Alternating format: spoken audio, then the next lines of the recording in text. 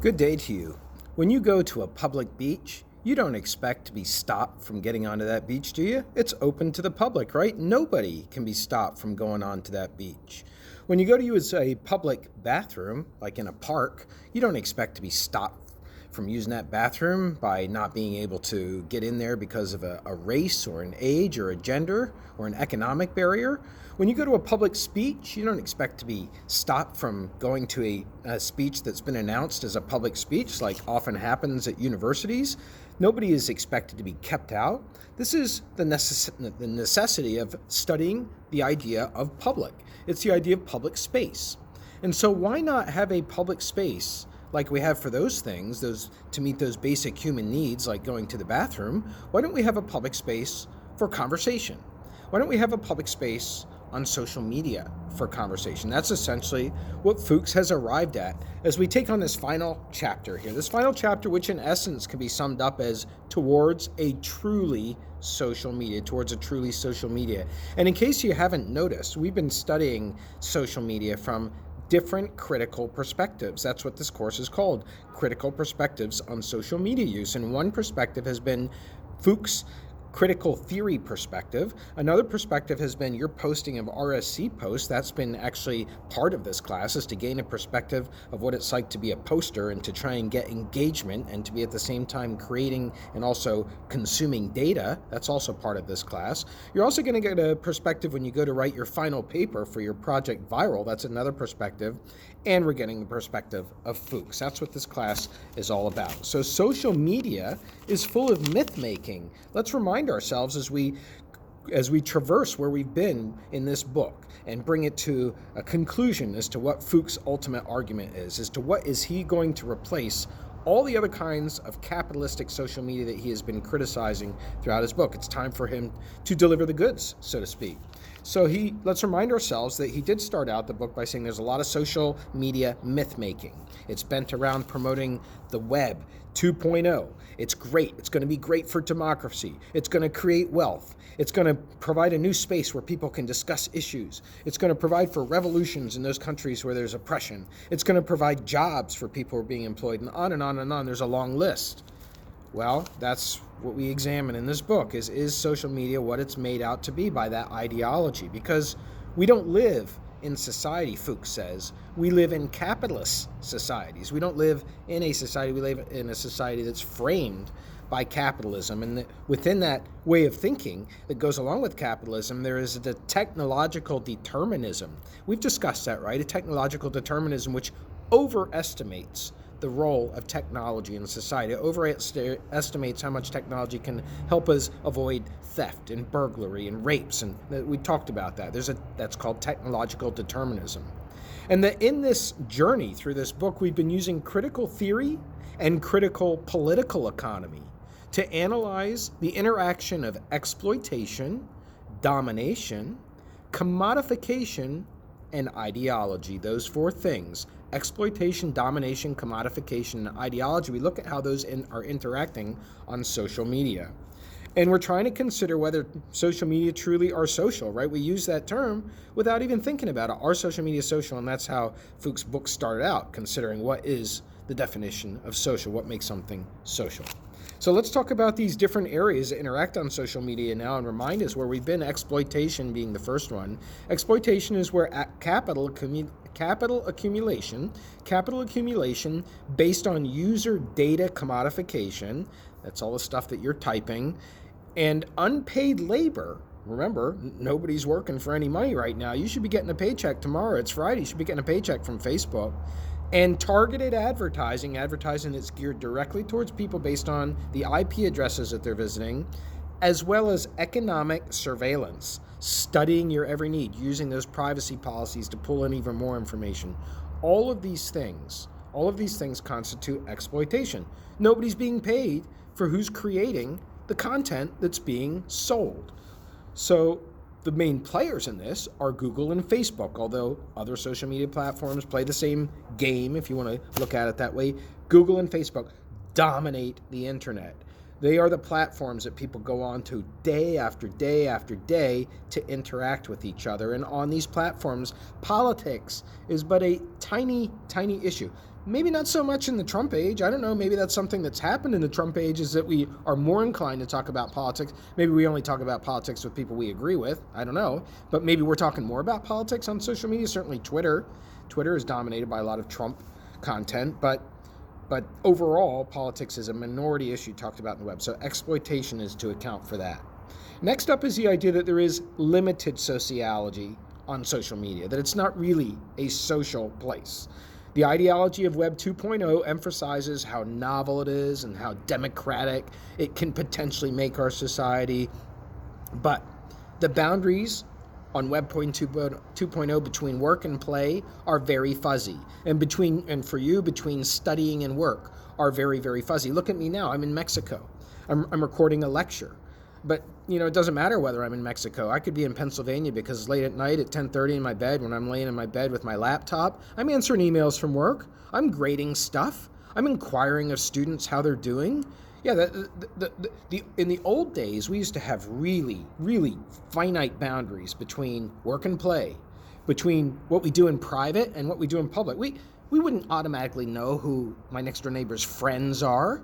But now I can know that just by getting accepted as a friend on their Facebook platform, and now I can see all their contacts, all their connections. That's what this new day and age is all about. So the boundaries between work and play are very, very fuzzy, which limits social media. They're not just for free expression anymore. We're working on social media. We're working for free in many cases. And also, the corporate media privacy policies that are there, they're there just to legitimate prosumer commodification. They just legitimate the whole process when you accept their terms of use. When you accept their privacy policy, you're legitimating in a sense your own prosumer commodification. That really what's going on here is an ideology. It's an ideology which is a way of seeing the world. It's an ideology of corporate self-regulation in the privacy area. It's saying that corporations, let them police themselves. We're going to tell you as the government, you have to develop your own policies and then have people sign on to them. And the corporations say, sure, we'll just use that as another opportunity to grab user data, as opposed to a government saying, no, these are the privacy policies we're going to demand. So, as Fuchs says, social media are incompletely social. They are incompletely social. That the interaction that occurs on social media is within corporate media platforms. That's what we're playing. We are playing with our ideas in corporate environments, corporate media platforms. There's not an open platform. Now, an author that Fuchs wants to make sure that he highlights is Jaron Lanier, who is arguing that because of this, because of all the exploitation, because of the limited sociality, because of the fact that people are working for free, that what we really need to do is just make the internet totally commodified, total commodification of the internet.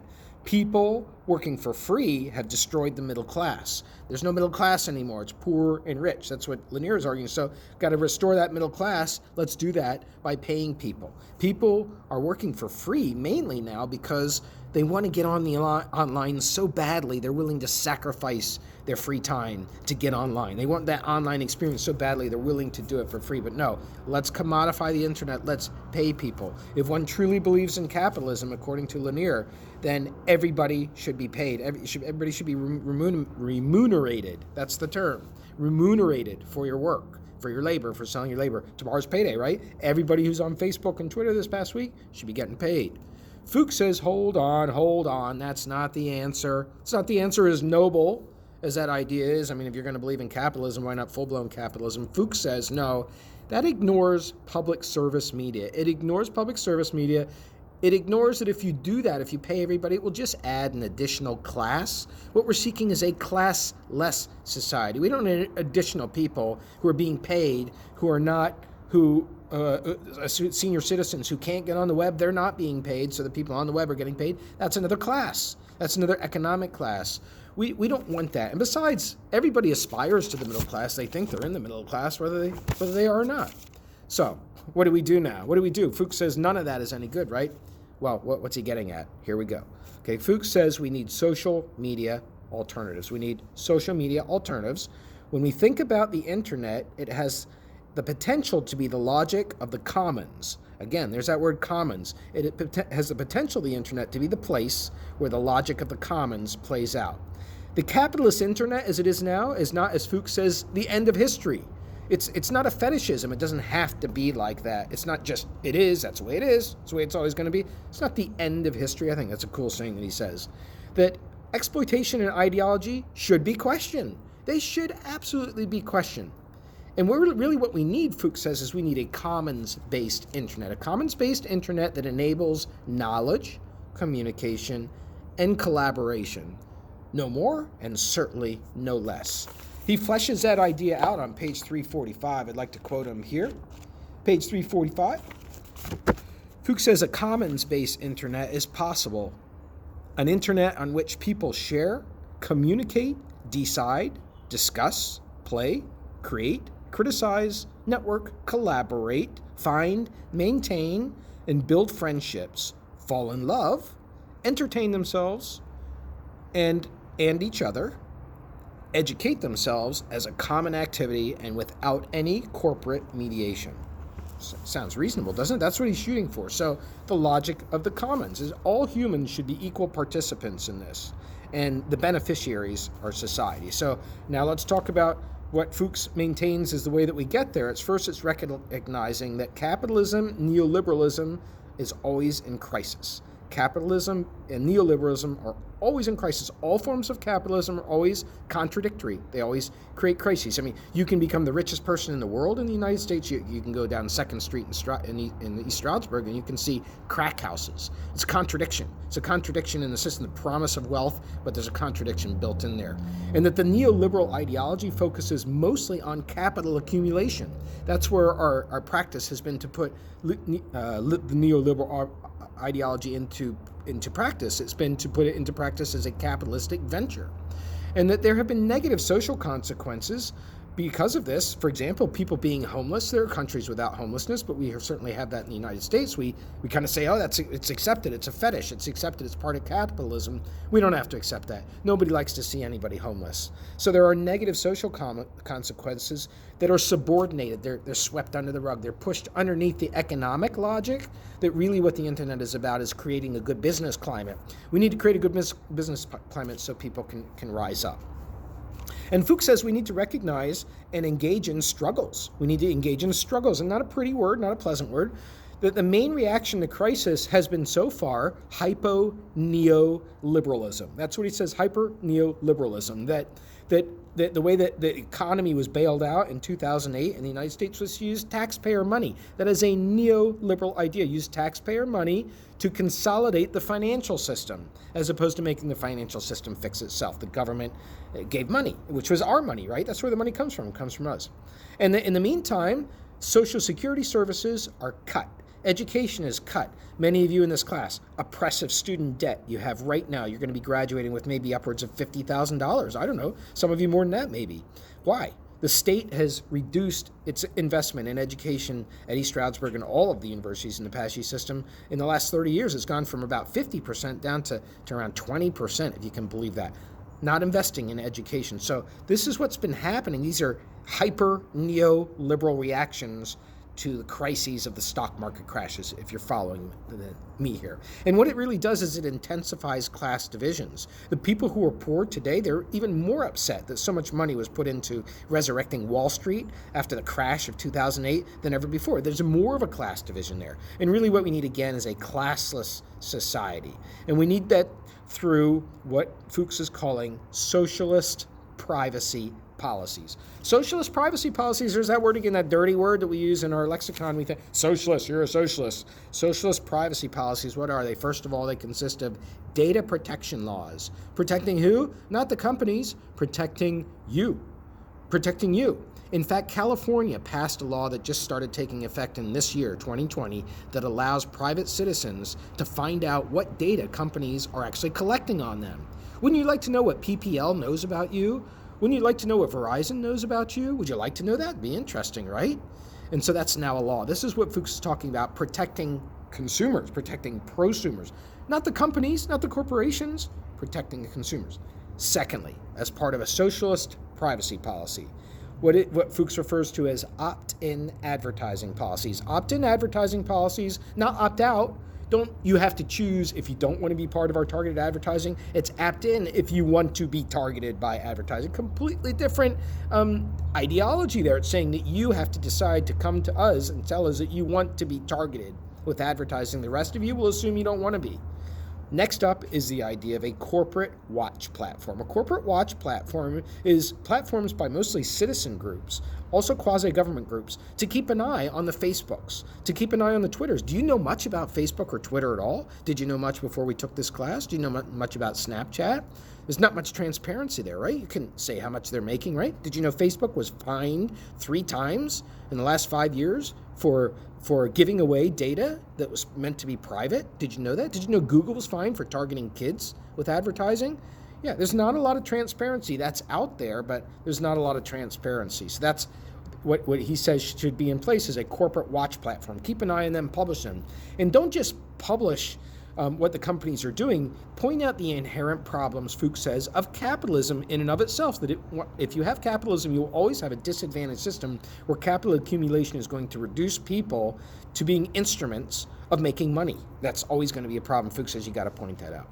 Next up, under a socialist privacy policy is digital labor unions, strengthening labor unions to prevent low wages. That's what unions do. They strike. They organize, they negotiate contracts, they prevent bad working conditions. If we didn't have unions, we would still have children working in factories. Yeah, because that was the law before unions got the laws changed. And there are laws that should be in place for the internet, right?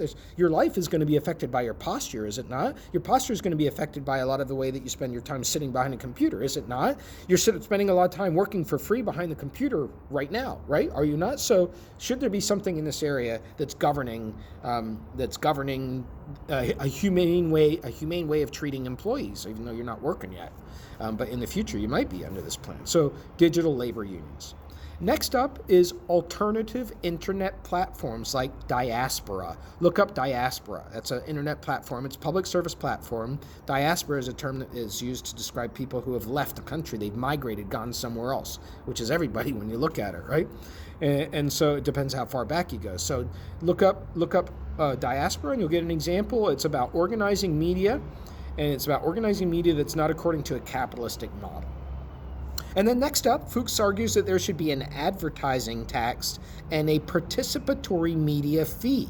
An advertising tax and a participatory media fee as part of socialist privacy policies. This is going to be a tax that Facebook and all the other capital accumulation platforms have to pay for every advertisement that they sell. Every time they sell an ad to Verizon, every time they sell a link to the highest bidder, whether that's McDonald's or whoever, then there is a tax there that should go to government. And that government should fund the alternative media. It should subsidize those alternative media, which are never going to be money making. They're at a disadvantage, but does that mean that their voice should be quelled? Now, the participatory media fee part of it is for all of you who are creating content by typing on the internet. You should be paid for participating. You should be paid for participating. What's happened under neoliberalism has been a disaster. It has resulted, as we've seen in this chapter, of Facebook and Twitter paying 1.2% taxes. It's resulted in them claiming their income and pushing it off to Amsterdam or the Netherlands, and then incorporating their businesses in the Caribbean. That's what's happened under neoliberal policies, is reducing taxation on corporations. So how do we get to a truly social media and ultimately a new society? We're not talking about a subject in a vacuum here. We're talking about society in and of itself, because the contradictions of the corporate internet can only be overcome in a society without inequality. When you have inequality, you can't overcome that. So we need an alternate internet that has a participatory democracy about it. We need to strengthen privacy, and we need to ultimately consider the meanings of what it means to be social. Are our social media social? No, Fuchs says. Are our media public? No. Are our media common? No. In all 3 cases, don't we need that? Don't we need that to get along as human beings and reach our potential? Fuchs ends with a very, very, very plain, bland, but far-reaching and profound statement. He ends with the statement, social media are possible. Think about that. Have a great day.